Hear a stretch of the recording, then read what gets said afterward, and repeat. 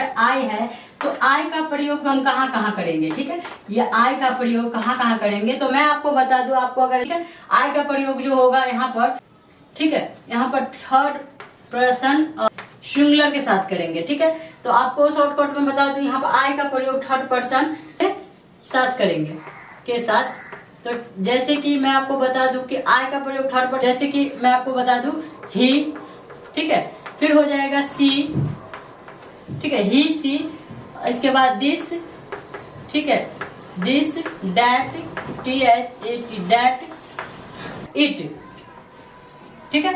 तो I T it, तो इतना हो गया आपको सिंगुलर के साथ, थर्ड पर्सन सिंगुलर नाउन के साथ हम करेंगे। तो एक और चीज आपको जानकारी दे दूं कि आई का प्रयोग थर्ड पर्सन सिंगुलर नाउन के साथ जो ही सी इट, तो एक और चीज ही आपका हो जाएगा मैन के लिए। अगर किसी लड़के की बात हो रही है तो यहाँ पर हम ही यूज करेंगे, ओके। और सी यूज करेंगे हम गर्ल्स के लिए। अगर किसी फीमेल की बात हो रही है तो यहाँ पर हम सी करेंगे। सेंटेंस आपको ध्यान से देखना पड़ेगा कि सेंटेंस में आखिर क्या है, ठीक है। तो एक एक चीज की जानकारी मैं आपको बता दूं, ही यूज करेंगे बॉय के लिए, सी यूज करेंगे गर्ल्स के लिए, दिस यूज करेंगे पास के चीज के लिए, दिस यूज करेंगे हमेशा पास के चीज के लिए। जैसे कि मैं आपको बता दूं कि जैसे दिस पेंसिल, ठीक है, तो यहाँ पर हो गया कि दिस पेंसिल, तो ये क्या है, ये पास का है, ये मेरे हाथ में पास में दिस पेंसिल। और अगर मैं आपको बता दूं कि डैट पेंसिल, इस तरीके से अगर मैं आपको बता दिया ऐसे डैट पेंसिल, तो वो हो गया दूर के लिए। हमेशा दूर के चीजों के लिए हम क्या यूज करेंगे, डैट यूज करेंगे दूर के चीजों के लिए, और पास के चीजों के लिए क्या यूज करेंगे, दिस यूज करेंगे। इट हम इट यूज होता है किसी जानवर के लिए, पशु के लिए, किसी सामान के लिए, जो इट है उसके साथ हम यूज करेंगे। तो इतना क्लियर है।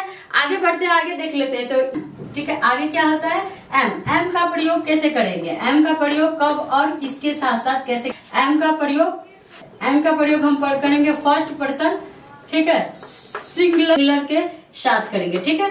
तो जैसे आई हो गया, तो इस तरीके से जो है कि एम का प्रयोग, ये आर का प्रयोग देखते हैं, आर का प्रयोग कब कब होता है। तो आर का प्रयोग हम क्या करेंगे, सभी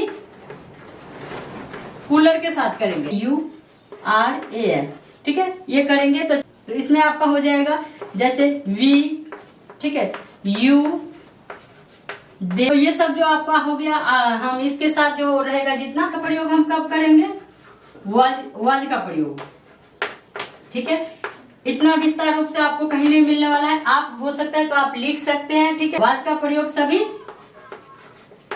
सिंगुलर साथ। अगर आप विस्तार में लिखना चाहते हैं तो लिख सकते हैं, मैं शॉर्टकट लिख रही हूँ, एस का मतलब आप समझ जाएंगे सिंगुलर के साथ। आई, ठीक है, ही, दिस,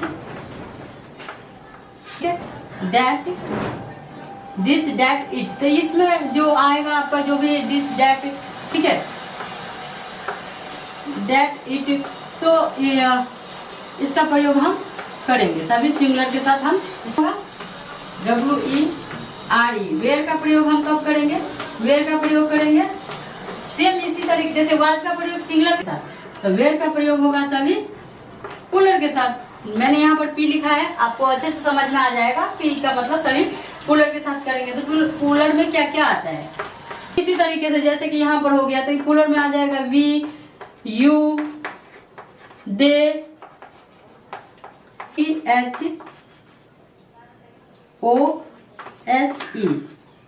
ओके। तो ये आपका हो गया पुलर नाउन के साथ, पुलर नाउन के साथ NOU, ठीक है, पुलर नाउन के साथ इन सब का हम प्रयोग करेंगे। अगर आगे इसी तरह अगर आगे और भी जानकारी आपको चाहिए, अगर आपको लगता होगा कि अगर जानकारी के लिए इसको आप एक स्ट्रक्चर मान लिए, या जो मतलब इस तरीके से अगर आप लिख सकते हैं तो लिख सकते हैं। अगर आप उतारना चाहते हैं तो डायरी नोटबुक में आप जो है कि लिख सकते हैं। अगर इसी तरीके से और भी जानकारी आपको चाहिए कि जैसे कि was, do, does, have, did, will, तो इस तरीके से और भी जानकारी आपको चाहिए कि इस सब का प्रयोग कब और कहाँ किसके साथ किया जाता है, तो मैं और भी विस्तार रूप से बताऊंगी। प्लीज कमेंट करके आप बताना ना भूले। तो आपने देखा किस तरीके से। अब मैं आपको जो है कि कुछ मीनिंग देती हूँ। मीनिंग कुछ ऐसा दे रही हूँ कि मीनिंग का मतलब होता है कि आपको सही से प्रोनाउंसिएशन करना है, उसके थ्रू जो है आपको वर्ड फुल सेंटेंस बनानी है, राइट।